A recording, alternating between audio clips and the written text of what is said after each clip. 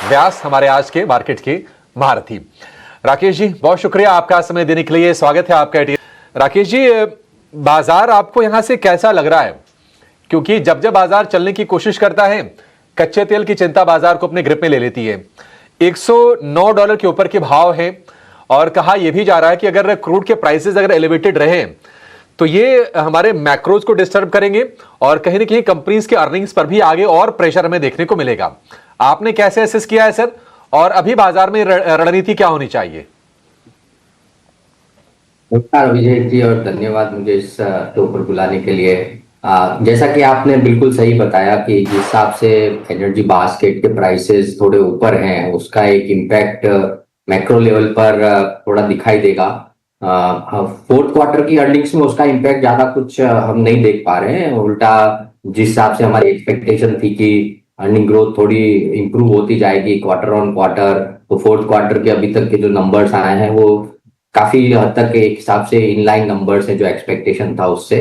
But जो आप बोल रहे हैं कि अगर इसी तरह से not just crude but gas और ये सारी एनर्जी बास्केट के प्राइसेस अगर ऊपर रहे तो इसका कहीं ना कहीं एक इम्पैक्ट जो है वो अक्रॉस द बोर्ड दिखेगा। सरकार ने ऑलरेडी एक हिट लिया है स्पेशल एक्साइज ड्यूटी को जीरो करके, बट यहाँ पर कुछ हद तक जो ऑयल मार्केटिंग कंपनीज या ऑयल प्रोड्यूसिंग कंपनीज है उनको भी एक हिट लेना है। और अल्टीमेटली अगर इसी तरह रहा तो मेरे ख्याल से रिटेल फ्यूल प्राइसेस भी बढ़ेंगे। इस पर जनरली आम राय बनती जा रही है कि इलेक्शन रिजल्ट्स के बाद में शायद वो हो सकता है, तो उसका इम्पैक्ट इन्फ्लेशन पे दिखेगा और उसका ओवरऑल इम्पैक्ट हमको थोड़ा अर्निंग में भी दिखेगा, कॉर्पोरेट अर्निंग्स जो कि हम पहले एक्सपेक्ट कर रहे थे कि 12 से 14% टाइप ग्रो करेगी इस फिस्कल ईयर में, उसमें करीब 2 से 3% तक का कट आ सकता है अगर इसी तरह रहा तो।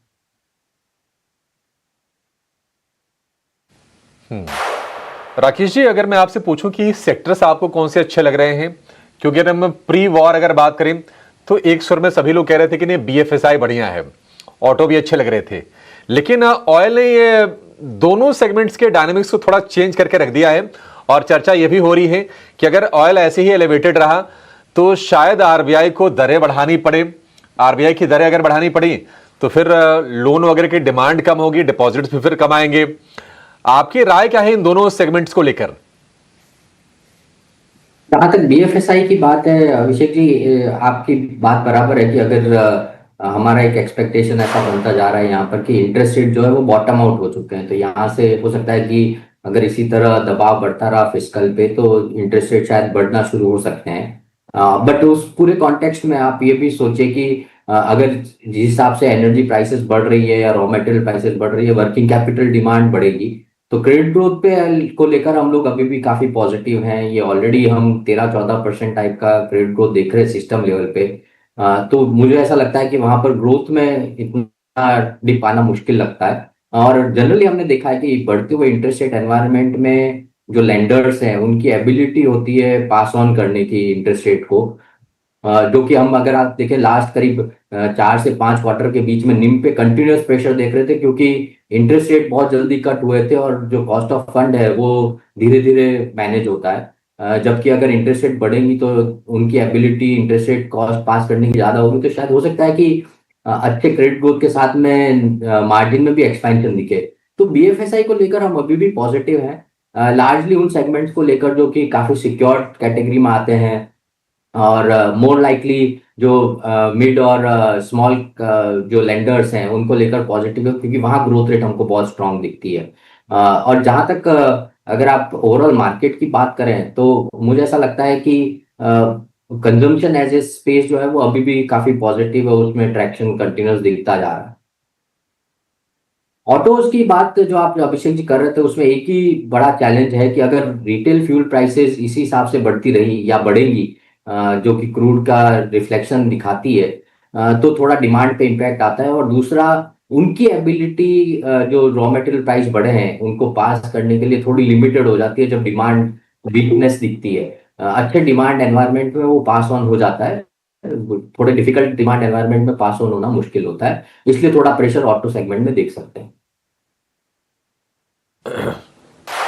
हाँ, बिल्कुल देखते हैं सर। अभी तो रिटेल फ्यूल की प्राइसेस बढ़े नहीं हैं, ये राज्यों की चुनाव खत्म हो जाएं देखते हैं कि सरकार उसके बाद क्या डिसीजन लेती है, क्योंकि अंडर रिकवरीज और जो घाटा है ओएमसीज का, हमारी ऑयल मार्केटिंग कंपनीज का, वो बढ़ तो रहा है। एक प्रश्न थोड़ा व्यक्तिगत है Rakesh ji, as a chief investment officer और पोर्टफोलियो मैनेजर, आपके लिए जो सबसे बड़ा चैलेंज इस बाजार में है वो क्या है सर? क्या चुनौती आप फेस कर रहे हैं? देखिए अभिषेक जी, वैसे देखा जाए तो अभी भी जो अनिश्चितता है पूरे वॉर को लेकर, और जो मैं बार बार बता रहा हूँ कि जो आप भी हाईलाइट कर रहे हैं कि क्रूड का प्राइस जिस लेवल पर है, अगर वो उसी लेवल पर स्टेबल रहा तो एक इनिशियल असेसमेंट मैंने आपको बताया कि हो सकता है कि हमारी एक्सपेक्टेशन जो थी अर्निंग में, उसमें 2 से 3% तक की कमी आ सकती है कंपेयर टू, अगर मैं जनवरी की बात करूँ तो जो हम सोच रहे थे। बट अगर यही तरह का एलिवेशन रहा इस पूरे एनर्जी बास्केट का, तो इसमें कितना और हिट आ सकता है उसको लेकर हम अभी भी कंफर्म नहीं है, श्योर नहीं है। और अगर कुछ जो हैवीवेट सेक्टर्स की बात करें, जैसे आईटी सर्विसेज जो है, उसके अंदर ये हमने ऑलरेडी सेक्टर में बहुत डी रेटिंग देखी है, बट अभी भी सेक्टर में ग्रोथ मिसिंग है, तो उसको लेकर अभी भी थोड़ी अनिश्चितता है कि ये सेक्टर इन्वेस्ट करने लायक है या नहीं है इस लेवल पर। वैल्यूएशंस थोड़ा अट्रैक्टिव दिख रहे हैं बट ग्रोथ मिसिंग है, तो बहुत ज्यादा इसमें हम लोग अभी भी अंडरवेट ही पोजीशन रन कर रहे हैं। मेटल्स ऑल्सो एक सेक्टर है जो अभी फिलहाल के लिए, जितनी वॉर से लेकर अनिश्चितता है या जियोपॉलिटिक्स से लेकर अनिश्चितता है, उसको लेकर काफी उच्च स्तर पर चल रहा है ओवरऑल कमोडिटी बास्केट। बट ये सस्टेन रहेगा नहीं रहेगा, और वैल्यूएशंस अगर हम देखें तो कोई बहुत अच्छे कंफर्ट जोन में नहीं है अक्रॉस मेटल सेक्टर्स। तो कुछ ऐसे सेक्टर्स है जहां पर हमको थोड़ा सावधान रहने की जरूरत है। हम लोग अभी भी इन सब अनिश्चितता को लेकर बहुत क्लियर माइंड नहीं बना पा रहे।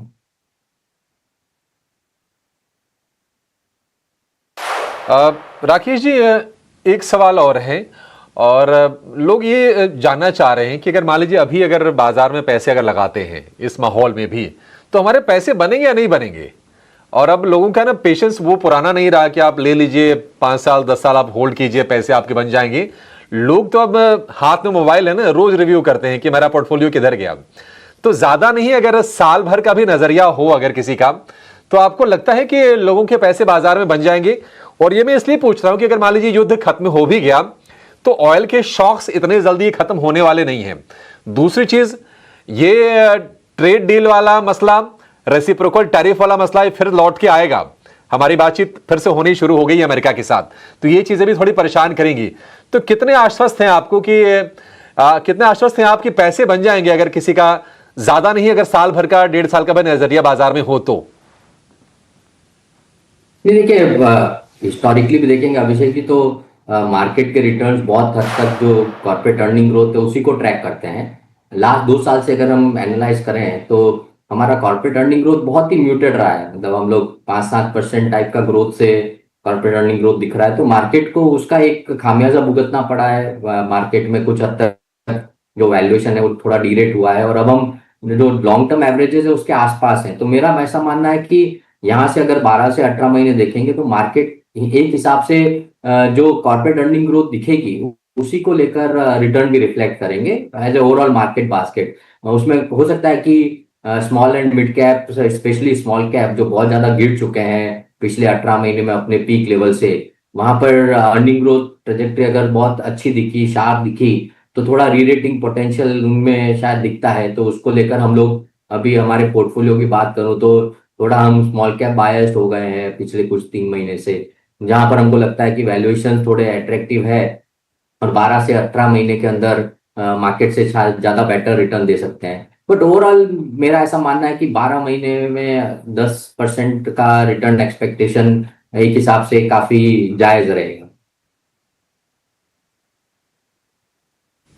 ठीक है, 12 से 15% के रिटर्न एक्सपेक्टेशन जायज रहेंगी, वो देखने को मिल सकते हैं। और अगर हम रिसेंटली अगर देखेंगे लोअर लेवल से, तो बाजार ने 8 से 10% की रिकवरी तो दिखाई दी है 22,178 तक गिरने के बाद, 22,182 तक, माफ कीजिएगा।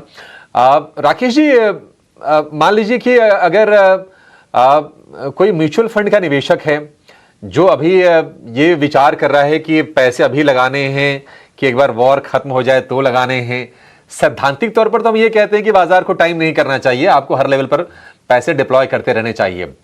आप इन प्रैक्टिकलिटी आप क्या राय दे रहे हैं? एक तो ये सवाल हो गया, और दूसरा सवाल छोटा सा मैं और ऐड कर रहा हूं। एक डिबेट हमेशा चलती रहती है वैल्यूएशन की वर्सेस ग्रोथ की। अभी वैल्यू को चेज करें या फिर ग्रोथ पर फोकस बना के रखें? तो पहला जो जवाब रहेगा अभिषेक जी वो ये है कि देखिए, जैसा आपने बोला, मार्केट को टाइम करना थोड़ा मुश्किल है, बट जितना कुछ मार्केट को एब्जॉर्ब करना था नेगेटिव न्यूज को लेकर, वो काफी हद तक हम एब्जॉर्ब कर चुके हैं। तो यहाँ से ऑफ कोर्स मैक्रो साइड पे अभी भी चैलेंज आना बाकी है, बट मार्केट उसको ऑलरेडी काफी हद तक प्राइसिंग कर चुका है, ऐसा मेरा मानना है। तो यहाँ से इंक्रीमेंटली अगर आपके पास 100 रुपए है इन्वेस्ट करने के लिए, तो एक रीजनेबल पोर्शन अभी इन्वेस्ट कर सकते हैं, और 2 या 3 ट्रांच में बाकी का पोर्शन जो है वो आप इन्वेस्ट कीजिए। और मेरे हिसाब से अगर आप 12 से 18 महीने देखेंगे तो आराम से 12 से 15% के करीब का CAGR रिटर्न बना सकते हैं अगले 1-2 साल में। तो मुझे लगता है वो थोड़ा एक पॉजिटिव बायस रखना चाहिए इन्वेस्टमेंट को लेकर। और जहां तक वैल्यूएशन और वैल्यू वर्सेस ग्रोथ की बात है, तो जैसा कि मैं बोल रहा था कि IT सर्विसेज सेक्टर देखेंगे अगर आप अभिषेक जी, तो वैल्यूएशंस काफी अट्रैक्टिव है, बट ग्रोथ मिसिंग है, इसलिए हम लोग के पोर्टफोलियो में उसका कोई बड़ा कंपोनेंट नहीं है। तो थोड़ा हमको ग्रोथ बायस दिखाना पड़ेगा, क्योंकि ओवरऑल मार्केट में वैल्यूएशंस अभी काफी पैलेटेबल आ गए हैं, बट अगर अर्निंग ग्रोथ मिसिंग रहेगा तो यहाँ से कोई डीप वैल्यू नहीं है जहां पर कि ऐसा लगे कि वैल्यूएशन डिस्कवरी बाकी है। तो जो ओवरऑल रिटर्न है वो अर्निंग ग्रोथ के साथ साथ ही रहेंगे। तो जहां ग्रोथ है और जहां पर आप तो बहुत एक्सपेंसिव वैल्यूएशन नहीं दे रहे हैं, उन सेक्टर या उन स्टॉक में इन्वेस्ट करना ज्यादा बेहतर है। ग्रोथ मिसिंग ग्रोथ में मेरे ख्याल से थोड़ा सा चैलेंज है, क्योंकि अभी भी कोई बहुत डीप वैल्यू सेक्टर या सेगमेंट नहीं है मार्केट के अंदर। ठीक है राकेश जी, बहुत शुक्रिया। आपने बहुत ही विस्तार से, बहुत ही बारीकी से आपने सारे एस्पेक्ट्स पर अपने व्यूज सामने रखे, और हमारे दर्शकों को आपने उनकी स्ट्रेटजी बनाने में सर गाइड किया। Thank you.